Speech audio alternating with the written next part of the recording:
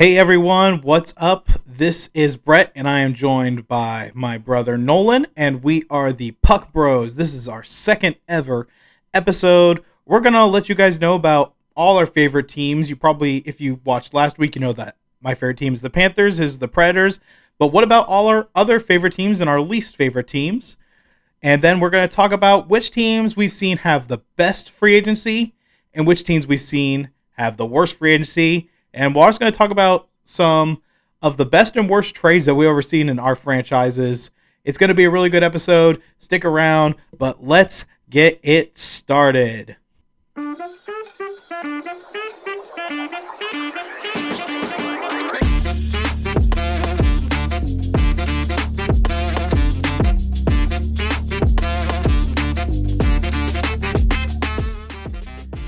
And for those who are watching, I hope you can appreciate that I had our video centered this time.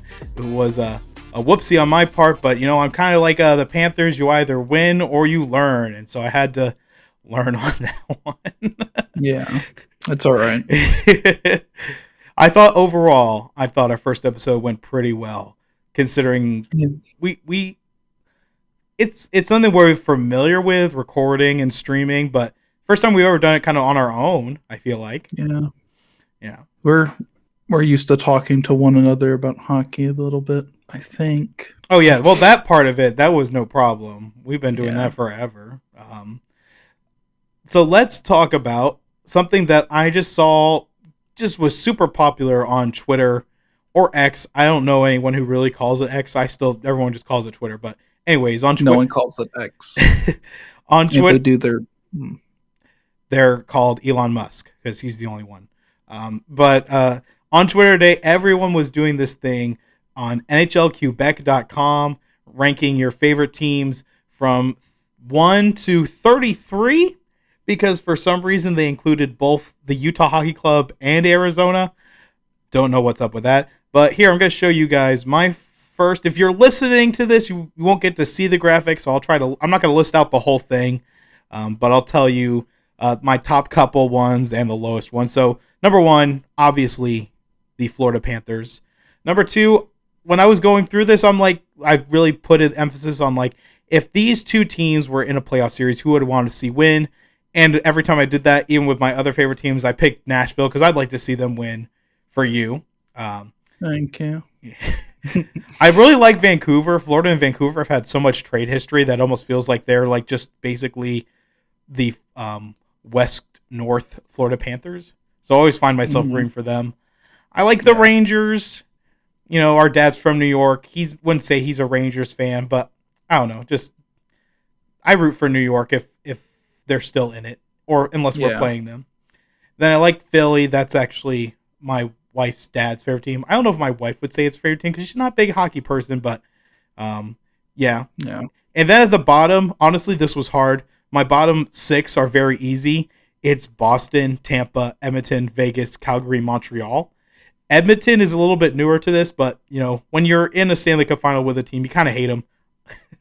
So Tampa's always been my worst, my least favorite, but Boston has taken over that place in my heart for me. Okay.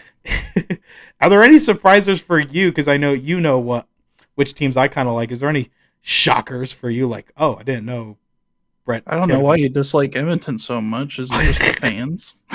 They've been terrible. They've been terrible. There's been people saying we're the real champs. We scored more goals in the final. You guys lost 8-1. So all the replies are of course of Barkov holding up the cup, Ekblad holding up the cup. Yeah, well, and why do you dislike Calgary? Just ever since that Kachuk Huberdeau thing went down, don't like Calgary. Yeah. Apparently Kachuk still likes Calgary, but I don't. Yeah, I mean, I feel like there's really no reason to dislike them. It's just because Huberdeau. I feel like overall you disliked probably Pittsburgh probably more. I feel like I used to dislike Pittsburgh more. Yeah, I feel like that was the team that you were constantly hating. It's because they're not good anymore, so I don't really care about them now that they're not good. That's true. Speaking of Pittsburgh, if you guys are watching, you might notice that Nolan's got the Penguins hat, but you just like to collect stuff, and the Penguins are like one of your favorite logos in the NHL. So yeah, I was in Pittsburgh. I saw the hat, and I was like, it's mine. Why now. not? I need a hat. Yeah, I only got it because I thought I was missing my hat. But oh, you forgot to pack one. Oh, you didn't forget one. It was in my backpack, and I forgot about it. Nice. Oh my gosh. So I didn't even need this, but more hats are better than no hats, I guess. That's right. You've got that one, a Kraken one. I know you've got a Nashville one. I'm pretty sure you have one. I used to. No. It doesn't fit. And it was gross. It was pretty gross. All right. Well, no spoilers, but I probably know what I'm getting you for Christmas. Thanks. It better fit my head, though. That's the issue. Well, do you wear snapbacks? This is a great podcast discussion. Other people talk about this crap. I know. I'm just kidding. I wear like this one. Is it fitted? It's a snapback. Yeah, all about the snapbacks. But some snapbacks just don't fit my head. So maybe if you could just find a stereotypical one. I don't know. Well, we can figure that out later. But let's go through your favorites and your worst. I've got your list here up on the screen now. Why don't you tell us your top 4, top 5, and then your bottom 5. Okay. Number 1 is Nashville. I've shown no representation of their thing. I know I'm sure I have something. I have a signed Victor Arvidsson puck somewhere, but I can't find it at the moment. But I promise I like my favorite team. Then the second, I picked Florida Panthers because I grew up in Florida. I watch mostly Florida Panther games, so they have a soft spot. Me and Dad kind of forced you into that, I feel like. Well, it's not that it was... You guys tried to make me a Florida Panthers fan, but I was like, no, I'm picking Nashville. Philadelphia, I really like the orange and black combo, and their logo is pretty sweet. I just think orange and black is one of the coolest color schemes out there. Any NASCAR fans know about Robbie Gordon. What a throwback. And that's kind of random, actually. The Home Depot car. It is random, but that color scheme always works for me. Minnesota, I kind of like their kind of color scheme as well. And then I didn't know that Buffalo would be this high up. That's funny. Everyone else is kind of mid for you. I don't really have a fifth favorite team. This is just kind of random. Yeah. Well, then least favorite. Oh wait, sorry. Go ahead. I was gonna say that for me, that's how the middle felt. I'm kind of like, I don't really care about these teams, and it's just kind of like, yeah. But you could literally probably throw Vancouver as my fifth favorite team as well, and they're at 21. Yeah. So tell us about your bottom tier teams. Okay, so I really hate Chicago, and there can be multiple reasons, not just the scandals, not just all that. They're just a really awful franchise that I hate. So I hate them. Detroit, they were the main rival of Nashville before they moved to the East. So I just remember really disliking them when I was younger, and I feel like I still have a little bit of hatred for them, but really not really, because I don't really care. Arizona, just for some reason, and now they're the Utah Hockey Club, they just always beat Nashville. You remember the play-in for the COVID thing? I remember the Panthers getting beat by the Islanders again. Yeah. Nashville was the home team against Arizona, and they lost. But there was no home team series. Though. Well, they were the higher ranked team, if that means anything. But they were going up against Arizona oh, we're going to lose because we suck against Arizona. And you were right.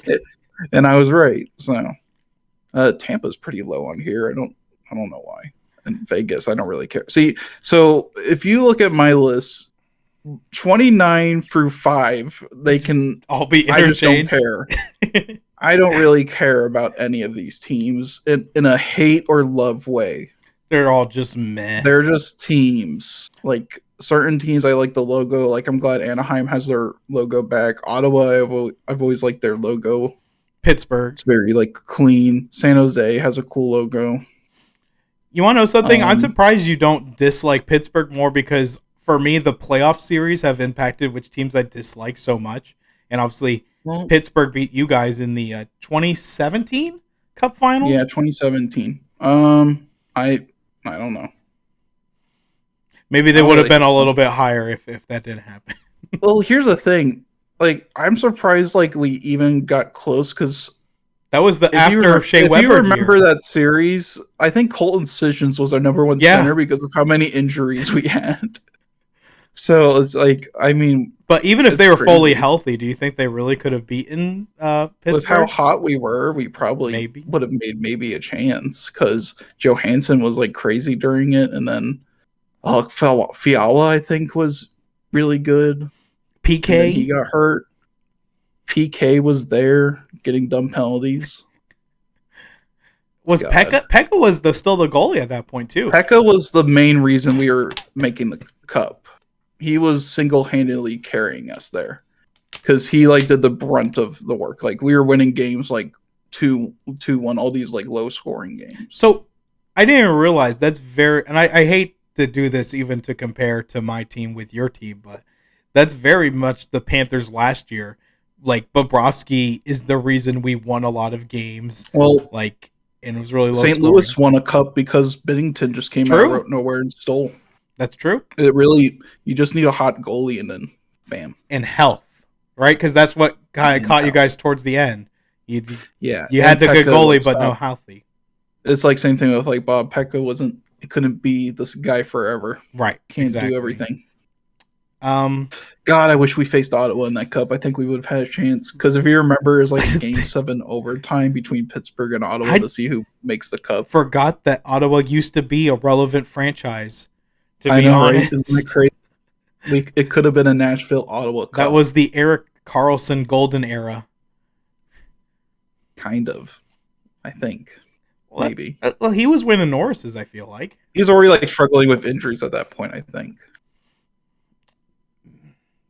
I'm surprised they would do Yeah. well if he wasn't one of the main reasons. But whatever, that happened so long ago. Let's talk about Well, he some definitely. stuff that Well, he's always been their number one defenseman. that's true. Let's get into something that's been happening more recently, and we're still going to talk about Florida and Nashville, and we'll talk about the other teams too, promise. But we're going to stick with our guys for now. About the teams that have had some of the best and some of the worst free agencies, and honestly, our two teams fit in those categories at the opposite ends. So let's start with the less exciting one, which is Florida. I'm going to pull up the graphic here. It shows you some of our key additions and our key losses. Obviously, with the cap situation, the most important thing for us was to re-sign like Sam Reinhart and all that. But with that re-signing, we lost a lot of people like Brandon Montour, Kevin Stenlin, Tarasenko, who bought a house down here, and then we didn't re-sign him. Oliver Ekman Larson gone, and then we made some additions, but I mean these aren't like star-studded names. Nate Schmidt, Adam Boquist, who we Yeah, actually these just are got all today. bottom 6 guys, AJ top 6 Greer, defensemen. Jesper Boquist, Thomas Nosek. So yeah, the Panthers got worse. There's no doubt about that. We won the cup and we got worse. And if we, I mean, I was never expecting the Panthers to win a cup, even when I was like, for sure we're going to lose game 7. So if we don't win the cup back to back, I am totally fine with that. We clearly got worse. We'll be in a better cap situation next year. With Ekblad's contract being up, and if we resign him, it'll definitely be cheaper. We're finally done with Keith Yandel's contract. Can you believe that's still going on? Good lord. And now the cap should continue to go up. So Panthers had a bad offseason. There's no doubt about it. Bill Zito did what he could with what was available, but still definitely got I don't know worse. if bad off season is the word because you were able to re-sign Sam Reinhart, and I think that was the main thing. Right. I'm just saying if you look at I doubt. just the additions and losses, though, that's where you kind of like. But I get what you're saying too. I want to use the word bad. Bad would be if you lost Sam Reinhart too. Oh, definitely. If we lost Sam Reinhart, I think we would have probably pressed harder for like Gensel or maybe even Stamkos. Maybe I doubt it. But yeah, we can. Yeah, I think overall it'll be. I think for all the additions, I think the one that like piques my most interest is Adam Boquist, Right, and that was today. because if you remember, he was an 8th overall pick, Mm-hmm. believe it or not. So like, and typically because he was like, but then again, he was in Columbus and Chicago, so not two great Right. teams. So you would think maybe in a system to where he can like hopefully play better and like have better coaching, possibly, even if he's just going to be like an AHLer or something like that. But he has NHL experience, so maybe that could be something to where like, oh, maybe we found another Gustav Forsling, but not as good, Well, but he could be solid. we're actually hoping this guy is the next Brandon Montour because his numbers are very similar to Montour when we picked him Pretty up from much. Buffalo. Um, the only thing I looked up with Adam Boquist is he's had so many injuries. That's actually been his thing. Yeah. He had 3 upper body injuries just this past season, and I looked at his Yeah. injury history for the other seasons, and I'm very scared for Cap Friendly to go away, by the way, because that's the only way I know a lot of this information. I know. But yeah, Adam Boquist has dealt with a lot of injuries. So, but if he stays healthy, I think he actually is going to be really good for us. But I don't know Yeah. if he will. Yeah. It's that thing where it could be a good signing or it'll just be like, oh, all right, whatever. But Nate Schmidt will play. Yes, definitely. I'm sure Noquist or No Nosek sec. is going to play. I like combined Boquist with no. Um, Adam's brother. yeah, so it'll be interesting to see like how those additions help, maybe. But I guess we'll just have to wait to see. As typical off-season talk is, we can just speculate all we Yep. want, but until it happens, we're just talking heads. The team with all the speculation, though, honestly, is your team, the Nashville Predators. I'm pulling up their graphic now. What some Mm-hmm. huge additions they've made. We talked about it a little bit Yep. last Scott week. Wedgwood. Scott Wedgwood is the biggest for sure. No doubt. That Mm-hmm. was the one that stood out to me. Yeah. But the big thing with Nashville is they made these additions and lost basically no one. I mean, I put on here they lost Jason Yeah. Zucker, and you told me before we started recording, he was just a trade deadline acquisition. Him and Beauvillier. And Beauvillier, sorry, I forgot him. And another guy that we lost that isn't like huge, but I think he's like a solid player, was Kiefer Sherwood. Oh yeah. He was like a nice little guy. And then User Parsonen is at this point still an RFA. I don't know if you guys will bring him back. Don't have a lot of money to work with if you do. Him and Philip Tomasino are 2 RFAs. I thought Tomasino also was signed, some and a bunch of defensemen too, but I'm not gonna list them all. Yeah, but obviously talking about the big names. Yeah, obviously you signed Steven Stamkos, you signed Jonathan Marchessault, who, when you read about like his whole thing with Vegas, it's kind of a little sad. Oh no, I did actually. Like, Here, why don't you break into that a little bit, because I actually don't even know. Well, I remember reading something to where like he was like wasn't really offered anything close to being fair composition for what he's done for Vegas, like being their leading point, goal, and assist person in franchise history. And they didn't. So even, they like, did the offer same him thing they did to Marc-Andre Fleury. Exactly. Oh my gosh. Vegas being Vegas, just treating the franchise like Vegas can't get a player who they're like, this is our guy for once. Maybe Eichel. We'll see. Eichel should be it. And he did win a cup, so that helps his resume. And, the same thing actually happened to Stamkos, which is actually more surprising because he was offered He was $3 offered, million for 8 years. For 8 years. Yeah. That's so stupid. And then if he accepted that would have been really funny. That would have been funny. That would have been the most team-friendliest of all team-friendly deals. Yeah. That sounds like an NHL video game contract I would sign. And then finally, Brady Shea. Brady Shea, who will basically be filling in for Ryan McDonough. But way better than McDonough, I feel like. Yeah, he should be better. Younger So for sure. younger, he's 30 years old, so it'll be like a either him with a because I think Luke Shen was mostly paired with Yossi, if I'm correct. So maybe he'll play with Carrier or Fabro. We'll see. It'll strengthen the decor for sure. Yeah, it's good to have that other left-handed defenseman. Our right side's kind of weak though, but other than that, I think our defense is once again solid for the year. It's going to be all Because about that. I'm sorry, you can finish, and I got my thought. I'm ready for it. yeah. Like ever since we traded Ekholm, I feel like we've constantly we had Ekholm the year, then we had Ryan McDonough, and now we have Brady Shea. Yeah. So, but Brady Shea should be staying for a while, you would think, Well, if he signed for 7 yeah, he's there years. for But 7 then years. again, could be Pierre Luc Dubois signed to 8 years and then trade him the year after. But overall, like all the names on paper sound really good. So Steven Stamkos, like, whoa, we got Steven Stamkos. Finally got big superstar. Jonathan Marchessault. And Brady Shea, who isn't like a huge name, but like a solid defenseman. But then again, I am always like a little pessimistic just because that's my nature. Yeah. So basically, our center core is Ryan O'Reilly, Tommy Novak, Colton Sessions, and then whoever's going to be the fourth line center, I guess. Right. If you bring up Parson, it could be him, but yeah, Parson then or someone. But so my two things. I think he mostly played wing though. I'm not sure, but yeah, but I think overall we have like a solid team on paper. Our power play should hopefully finally be good since you're adding like two really good offensive weapons. That's exactly what I was going to bring up for Nashville. Their power play has got to be good for these signings to kind of be worth it because Stamkos has one of the best one-timer shots in the game.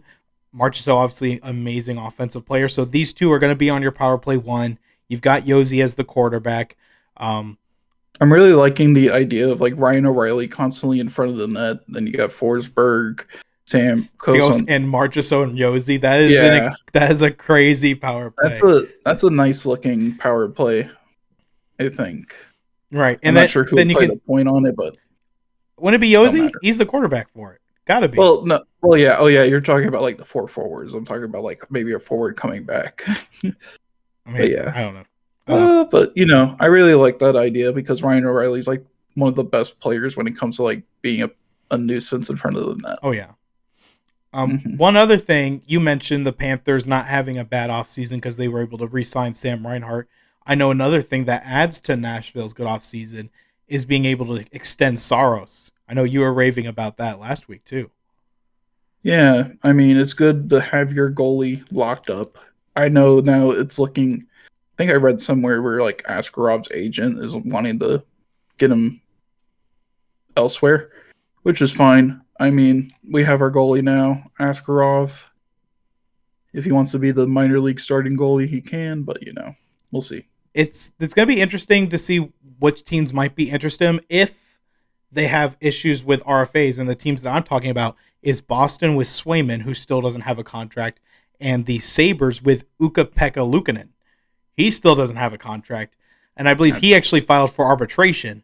So, yeah. If one of those two guys doesn't fall through, Askarov might be a last minute they might be desperate and give you guys like 2 first-round picks and something crazy for them. So who knows? I doubt that, but I know one team that has always been popping up for like the past couple of years just from listening is Montreal, which I wouldn't mind because that's the Eastern Conference team. They locked up Sam Ombo somewhat. I think it was a 3-year deal. Yeah, but he's not a starting goalie. He is going to be for them. Yeah. I feel like if they wanted, I wouldn't mind because also he would be in a different conference. That would be nice. And they just don't trade him to like St. Louis or something or division rival. Yeah, don't trade him to like one of those teams. But yeah. So I guess we should probably move on to some of the other teams from good to bad, or should we like interchange? So we had a specific order to go for. I don't remember. Once I see them, I'll be like, oh, this team was good. Oh, this team was bad. And you gave me some recommendations for that. And I think this first team we're going to talk about was one of your recommendations because I don't remember them popping up to me when I was putting together these graphics. But Anaheim. So what makes you say they had such a bad offseason? Well, it's just because they did nothing. They did nothing. So they're just the same crappy team. I feel like so they currently have 20 million in projected cap space. So unless they're setting up to sign to make a big move or something, they've just done nothing. That's very true. And that's kind of when I was like, I figured that's why you mentioned it.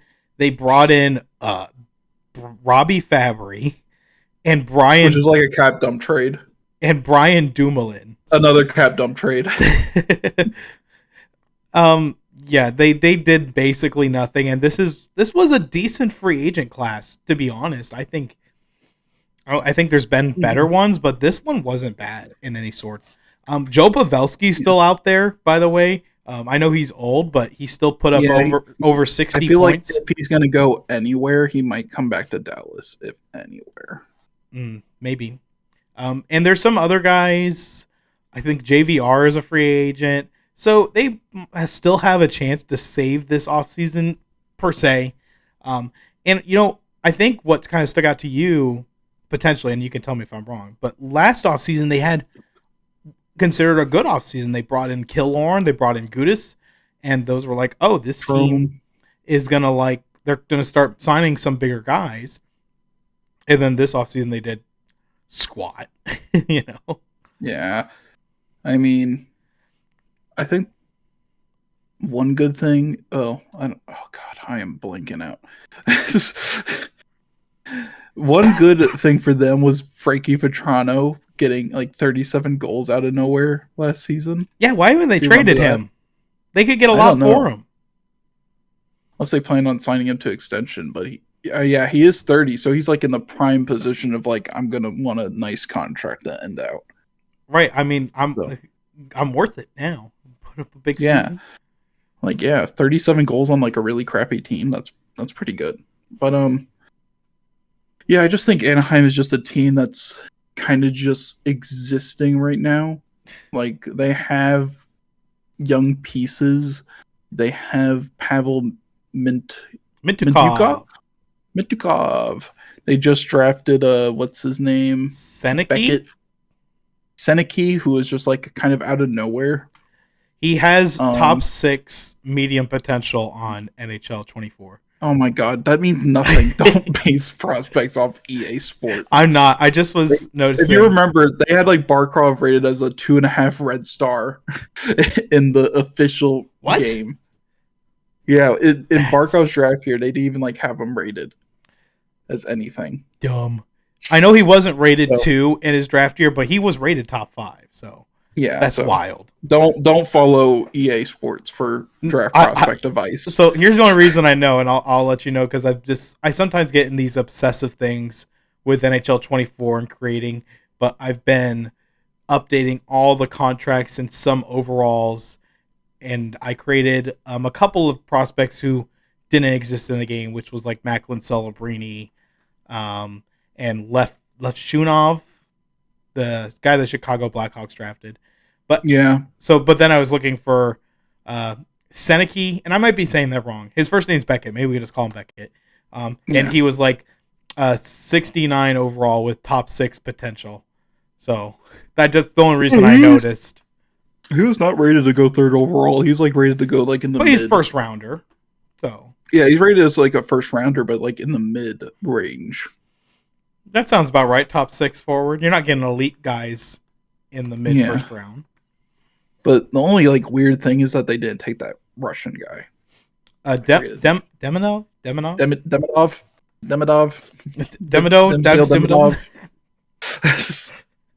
But yeah, so but one I guess what they're really counting on is Cutter Gauthier, who they got from Philadelphia. He said, "I don't want to play here," so they traded him. So yeah, maybe if he turns really good, maybe finds chemistry with Zegras and Troy Terry.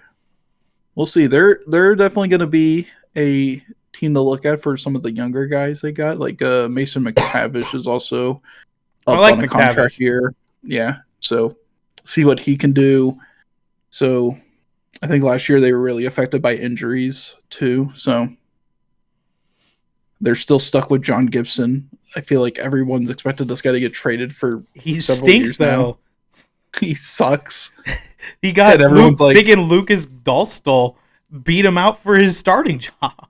pretty much. So it's like, why not trade him to give him another chance? But then also, if you trade him, you're going to need some cap back Right, they're because if you sitting trade him, right at that you'll end up with the low thing. Yeah, yeah. So the cap it'll be floor. interesting for them. I Right. think we should probably move on from the Ducks though. Yeah, so this is a team that you felt had a good offseason. I think that's a fair thing to say. I think they've made some good moves to get even better, and they were a playoff team. Similar to Nashville, they made the playoffs and they weren't really expected to, and they made some improvements. Not as good as Nashville, but still some good movements, and that is the Washington Capitals. They obviously acquired PLD, which may or may not be a good move. We'll see if he can finally kind of get back to that clear number one center potential he was having. Big Mm-hmm. acquisitions on the defense in Jacob Chikrin and Matt Roy. And then I really liked the addition of Logan Thompson, um, Mm-hmm. especially because they traded away Darcy Kemper. So they needed to get another goalie, and Logan Thompson, really good one to pick. And then kind of a depth one, but I like it, Andrew Magapani from Calgary.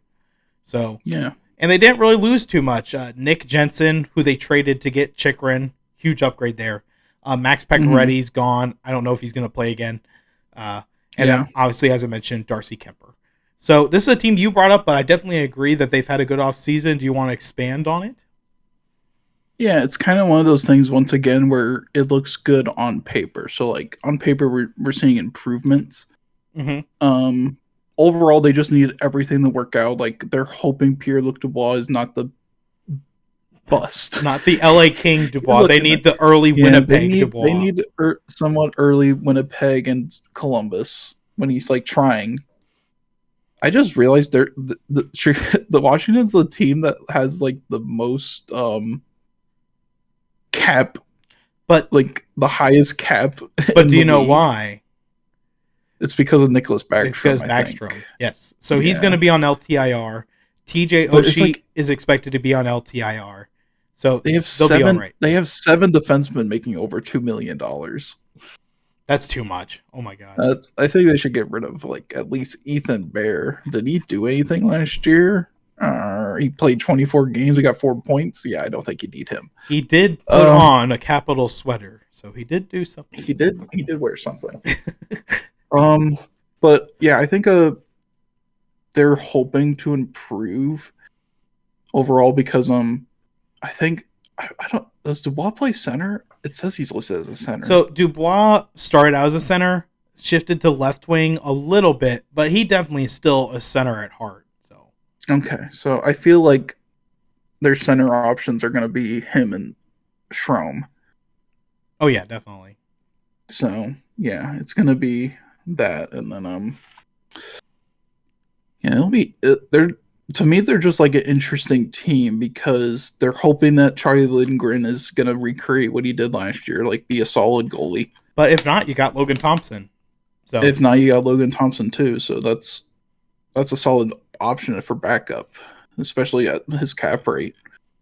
Do they even have a prospect goalie? I don't think they do. I've never heard of any of these guys. um, but yeah, so I think they're just going to be. I feel like I've said this a million times already, but interesting team because a lot of changes made, and I don't think anybody went into this offseason thinking Washington was going to make a bunch of changes.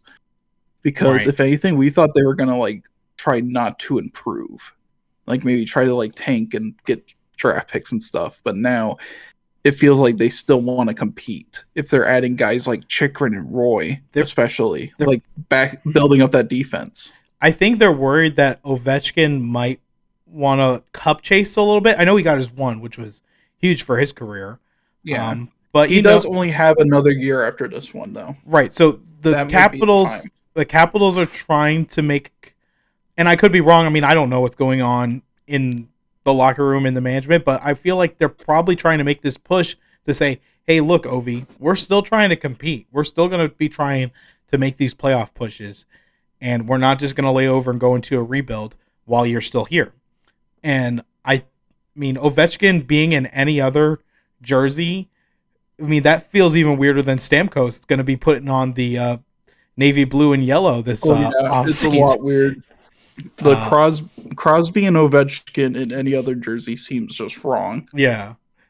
I think I've seen some rumors. I think this is even less likely. I've seen some rumors about Crosby potentially testing the free agent market. I'm like, no, he's probably going to sign an extension sometime soon. But yeah, I think the reason why you're seeing the Capitals make the push is because Ovechkin probably doesn't want to go through a rebuild. He probably would go sign elsewhere. I mean, why would you want to be a 38-year guy tracing a Gretzky? I think he'll retire by the end of this contract. No. I think he's got one more in him. One more tiny contract, especially if he doesn't get to Gretzky's record. Maybe if he doesn't get to Gretzky's record, sure. And I'm going to pull that up real quick. I want to make sure. I want to give the right numbers. You got to say stuff while I'm doing this. Because he's at 853. Oh, you just know it off the top of your head.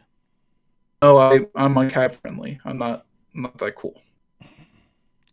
All right, so he is at 853, and Gretzky had 894. So he is, oh gosh, Brett, can you do math in your head? Come on.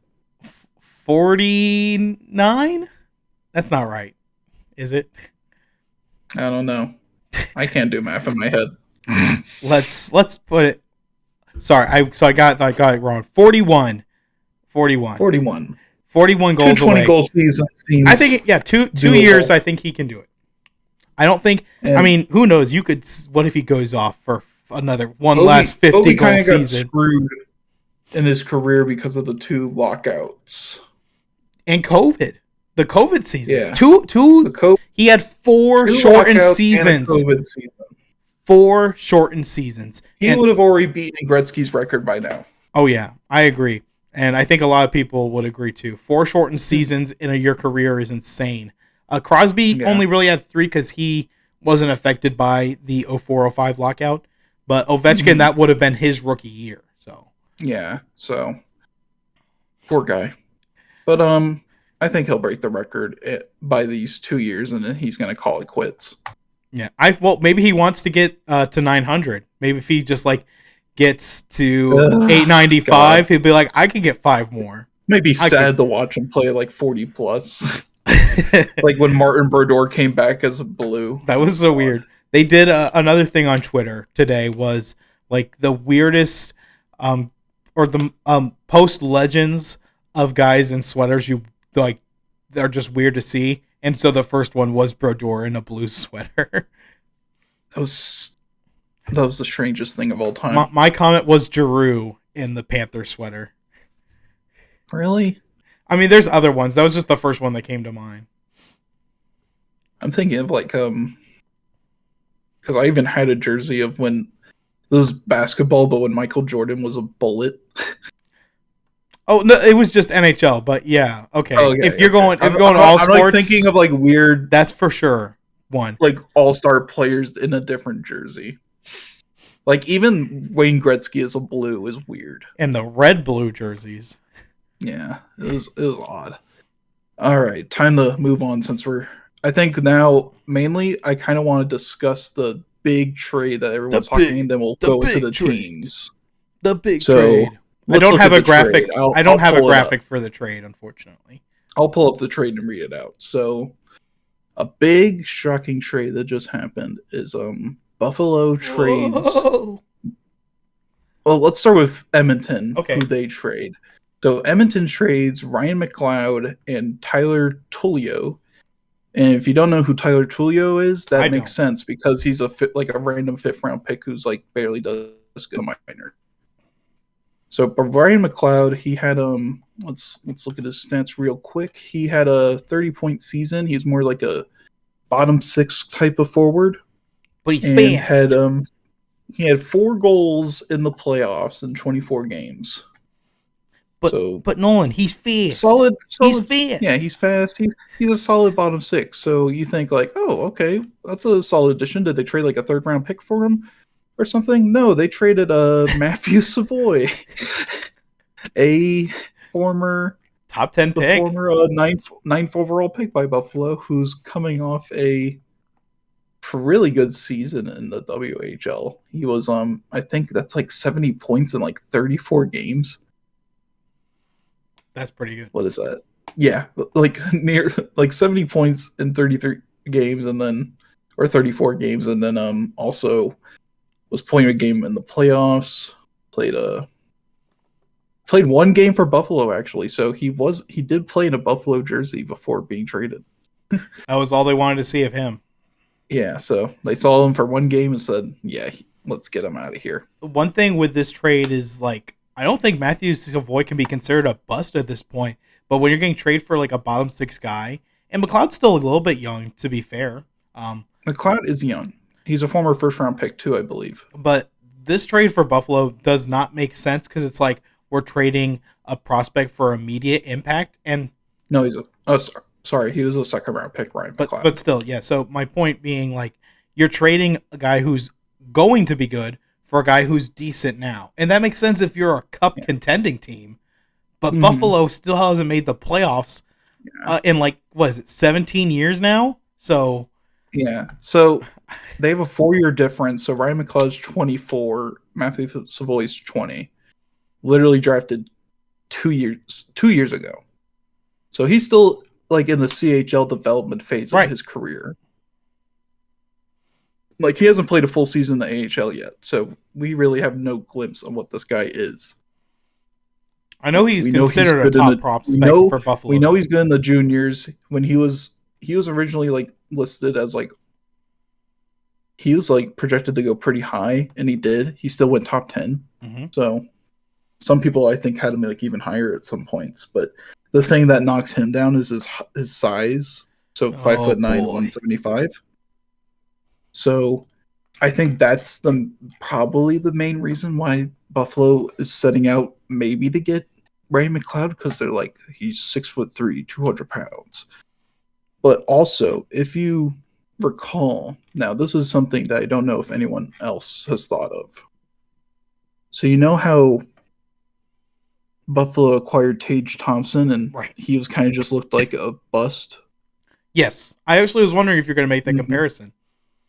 So maybe they're thinking, hold on a second, guys. Tage Thompson. I think we found the next Tage Thompson here in Ryan McLeod. Maybe. And you know what? If you put him in a position to succeed, you could see it. So, yeah, and if that happens, right now a lot of people, basically everyone, even Buffalo fans, are saying that Edmonton won this trade, like, hands down, no problem, one of the worst trades. Everyone was shocked when they saw, like, is that it? But if McLeod... Yeah. But if McLeod turns out to be even close to Tage Thompson, that's pretty good for them. That would be really good if like he develops to anything more than a bottom six forward, and if Matthew Savoy turns out to be a bust. That's the only way this trade looks good for Buffalo.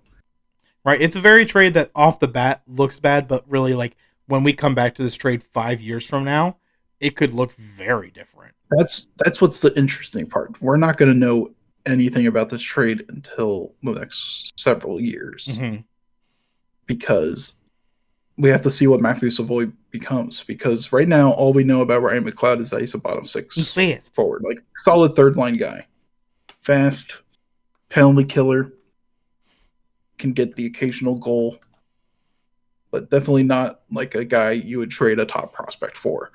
It seems like on paper. So Buffalo must be seeing something in Ryan McLeod's game that makes them think, okay, we're a Ryan McLeod away from making the playoffs. Maybe they are. We'll find out. Let's talk about overall Buffalo, since we're kind of like talking about that. So obviously McLeod's the big addition. They also brought in Jason Zucker, Sam Lafferty. Another 1 year deal. Another 1 year deal. Sam Lafferty, obviously 2 depth guys, but NHL depth. These aren't like guys who are going to be in the AHL. They'll be NHL roster guys. And they brought in James Reimer, who was a part of that massive a goalie tandem of like 4 goalies, which they're doing again Yeah, in Detroit. and Um, it's a thing where they could like even bury him in the minors if they do sign Ukko-Pekka Luukkonen because it's like a $1 million contract. If you lose him on waivers, you lose him on waivers. I mean, I don't know if anyone would claim them, but Yeah. they weren't worried about that one way or the other. The thing that makes them have a worse offseason, though, because this is a team we're labeling as having a bad offseason. It's the same thing with Anaheim. They kind of ever since before the trade, they didn't really do anything other than add like 2 depth pieces and then buy out Jeff Skinner, pretty much. Right, and Jeff Skinner's a key loss for them. Honestly, he was having some good years finally, but obviously his cap hit just too much for them to really. They could not build a team that they were building with him on it. And then obviously they lost Matthew Savoy, and that's maybe not a key loss in the sense of now, but in their organizations, I feel like it's a key loss. Yeah, Victor Olofsson, who has been a solid guy for them, and then the great Latvian Zemgus Girgensons. He's not going to be a Sabre. A Buffalo Sabre. He's free from that franchise. Yeah. Where'd he go? Because he did sign elsewhere. Hold on. Let me search. Who's going to be faster? Probably you. I can't see my. He is going to be playing for the Lightning. Yeah, well, who knows if they make the playoffs. He's going to be the next Stamkos. You know what? I would be so happy if he was. He deserves it. Him similar to John Scott, but in a different way.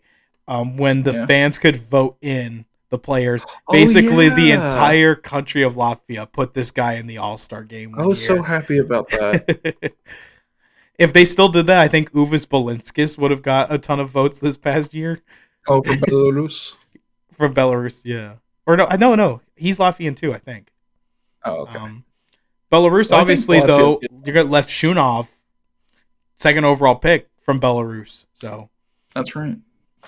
But yeah, overall, to make a long story short, I just think Buffalo is kind of middling once again. They did not make any huge changes. I just feel like the fans should probably are getting tired of this team. They've been tired. I'm glad I didn't become a Buffalo Sabres fan because, good Lord. Do you remember the Matt Molson era? Oh my gosh. I was watching a video today, the worst trades, not in NHL history, but it was like the worst trades in the past, maybe like 20 years or something. And they brought up the Matt Molson one. I'm like, oh my gosh, Matt Molson. Like, yeah, that era where like Matt Molson was supposed to be like their guy. He's going to be a 50-goal scorer. No. Oh my God, that era was so bad.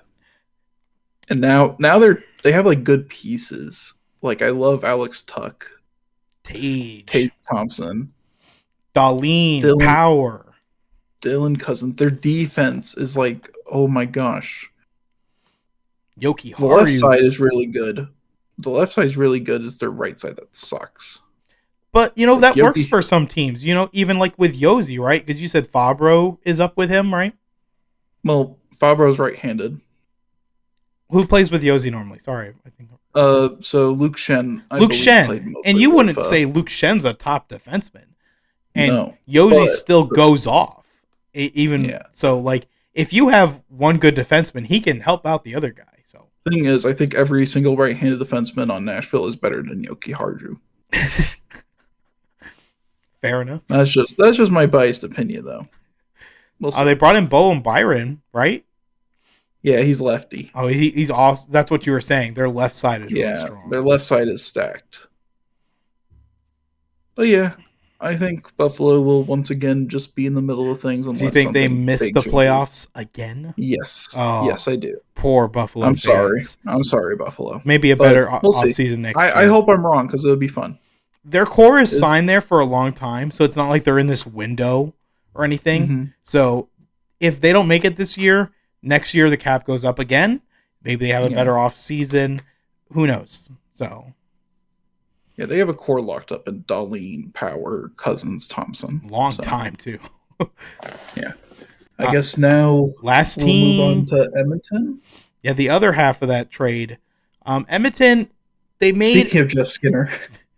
Yes, that's why like it's like the connection here, right? Yeah. So they brought in Jeff Skinner on a much better deal for his worth, um, Hmm. and then they brought in Victor Arvidsson, who, I mean, you said this last week. This guy he's a really good player, just can't stay healthy quite Yeah. so much. They did lose Warren Fogle and obviously Ryan McLeod, so Jeff Skinner and Arvidsson are going to fill those holes, and I feel like those are both upgrades. Um, Definitely. They are definitely huge upgrades depending on health. mhm. For Victor Arvidsson, I don't think Jeff Skinner really struggles with health issues. But like I think this team just improves so much. Like I mean, they're favorites to insanely. win the cup right now, Yeah, and I if don't that means they've been anything. favorites to win a cup for a lot of seasons, but this year I can really tell like yes, this team could win the cup, and it's crazy like how two of my favorite former Nashville Predators, Ekholm and Arvidsson, are Ekholm now. and Arvidsson, yeah. So I have a soft spot if they do win the cup. I'd be happy for them. I don't want They Edmonton also to win. I didn't they also care signed before, former but they also signed former Florida Panther Joshua Brown. I don't remember him ever being on the Panthers. He was on the Or is Panthers, he just in believe our it or not. system, or did he actually play a game in the He red did sweater? play. He What? played 37 and No. 56 games with Oh, them. jeez, I'm a fake fan, aren't I? You are a fake fan. But yeah. Um Overall I think Edmonton is bound to make the playoffs again. Oh For yeah, sure. that would be. Oh my gosh, if they don't make, I think Drysaitel walks. I think. Drysdale definitely would walk for sure.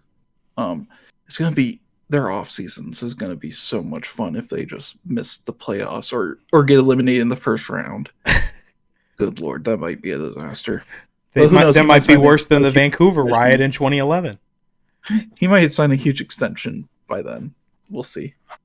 But yeah, overall, I think Edmonton has definitely improved. For Edmonton, I And I feel think like. Sorry. Well, all I was gonna say is that for yeah, Edmonton, just go ahead. I feel like this is basically what I was saying about Toronto last year.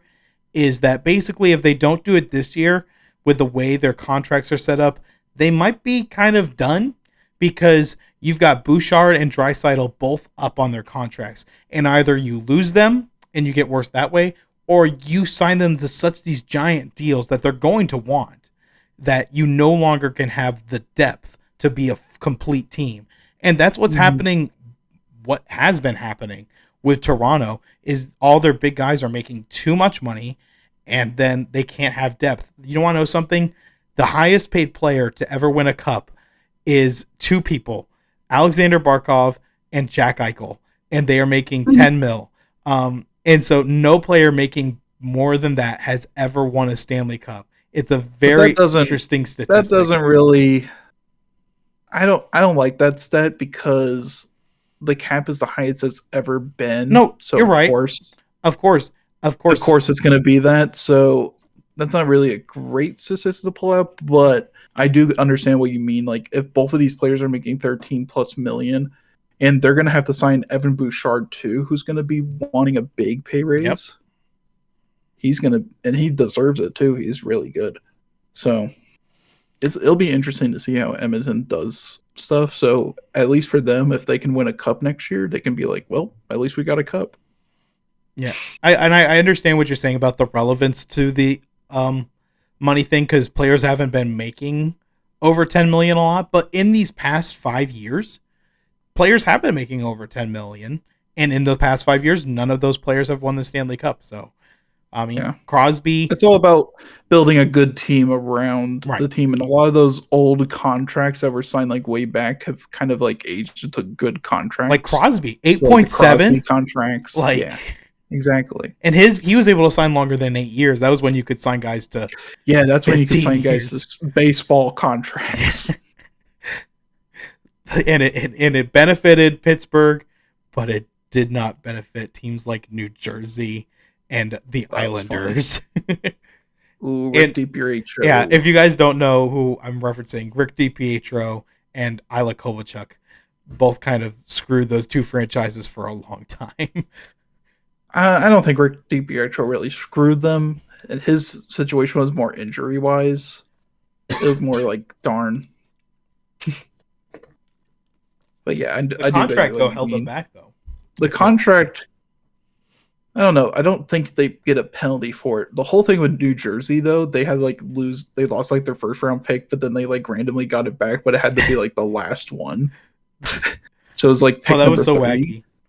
It was so weird when that was all And happening. obviously, what you would have mentioned is, if you don't know this, Kovalchuk signed a 15-year deal to play in New Jersey, and then said, "Actually, I'm gonna go to Russia. Bye." And we're like, "What the Then he heck?" came back and played with like LA. L.A. Yeah.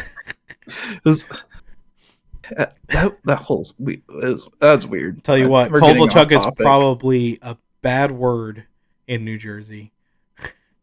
Oh yeah, I'm sure they're huge fans of him. He did make the cup with them though, right? I think he did. What? Oh, was that the Right? stinking Panthers year? Was he on them? Yeah, I 20, think he was on them. 2012. I don't care if we're going off topic. I don't know. 2012 Why New not? We got Jersey to stretch it to an hour. Devils roster. I hope 2012 is the right year. 2012 is the right year. That's the year that Kings won. I do know things. Here we go. Let's see. Yep, Kovalchuk was their leading scorer that year in the regular season with 83 points. Yeah, he's a pretty darn good player. In the playoffs, he also led them with 19 points. So, made a big impact. He would have probably won the Conn Smythe had they won.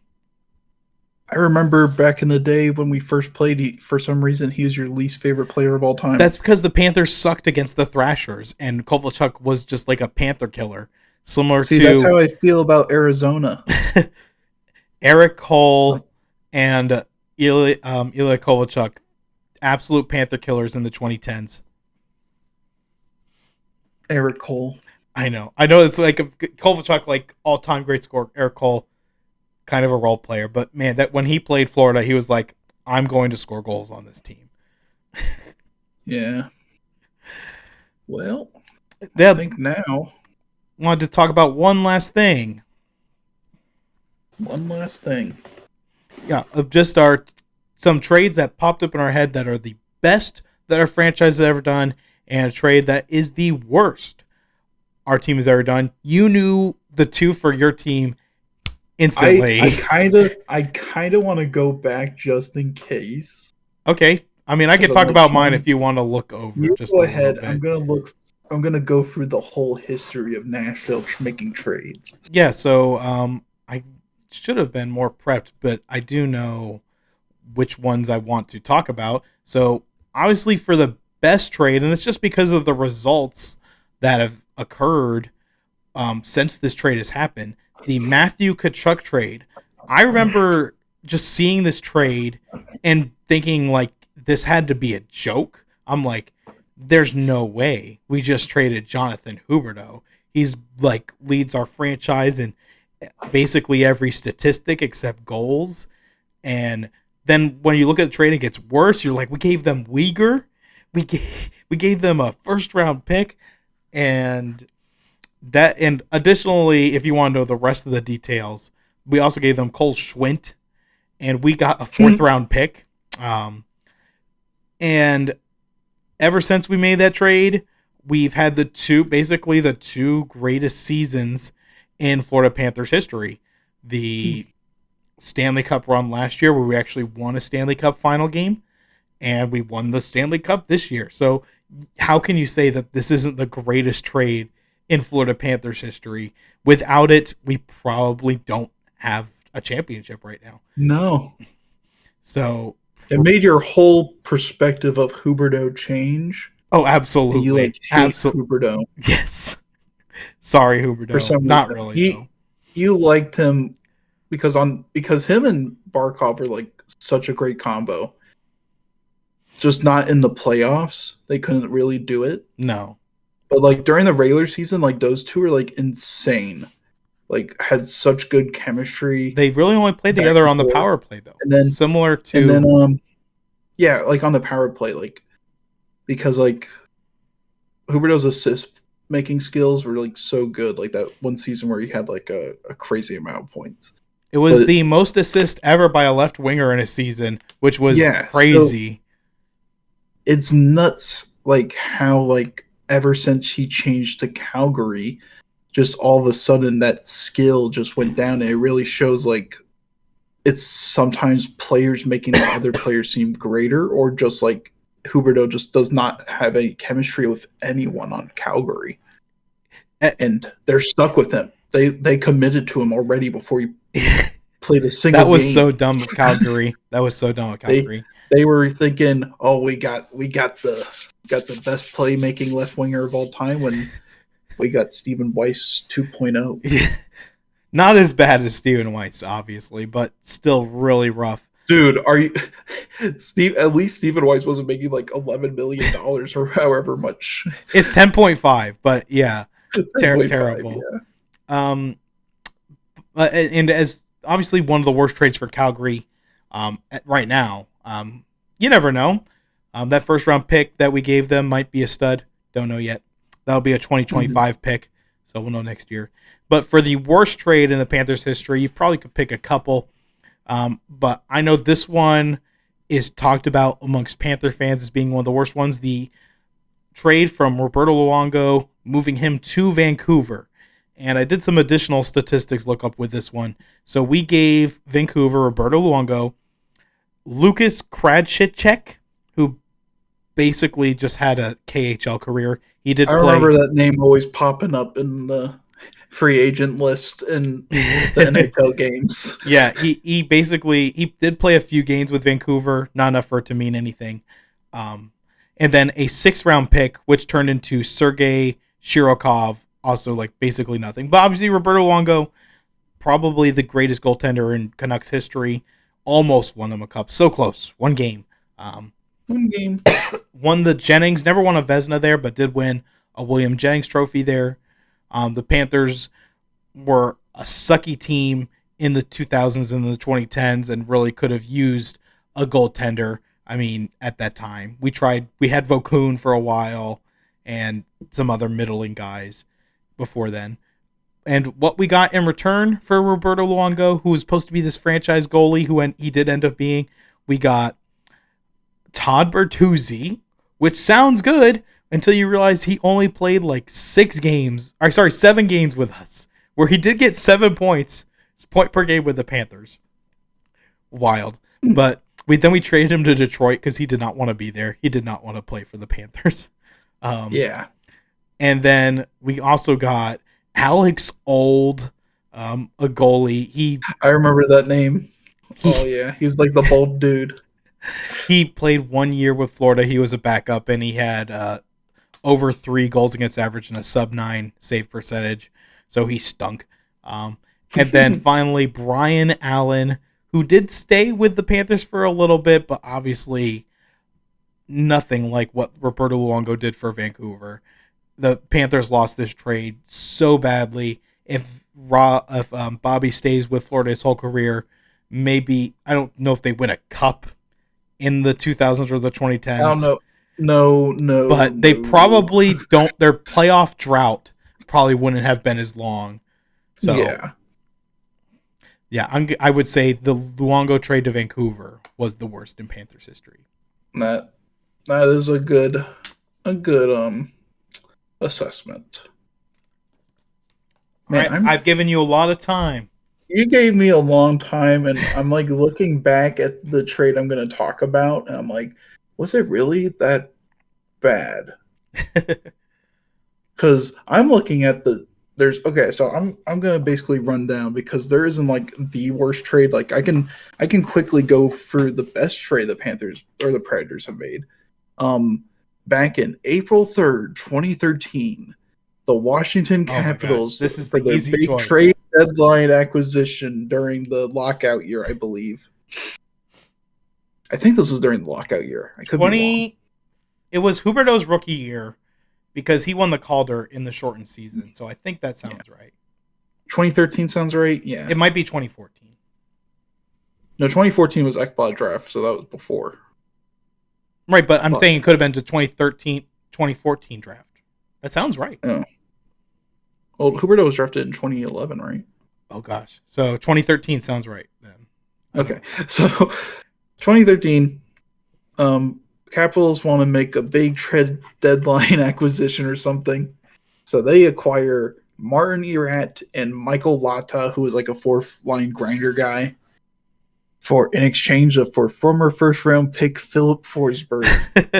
So some people, I'm sure, don't know if you know anything about Nashville and Philip Forsberg being our like top player on the forward side. Is he was originally drafted by the Capitals, and nobody knows him, and he never wore like any Capitals gear in his career. Like maybe like a practice jersey when he got When he like got drafted, maybe. drafted. Yeah, he got drafted by them for on the draft jersey, but never like professionally played for like the Capitals organization because he played in Finland, I believe. I think he was on HV71. Let's see if I'm right. And that's Swedish, my bad. By Not the way, Finland. we are right. The 2012-13 season was the lockout shortened one. Ooh, I was thinking of Kevin Fiala playing for HV71. He played for Lexans IF. But anyways, Forsberg never did anything with the Capitals except give Yep. them Martin Erat.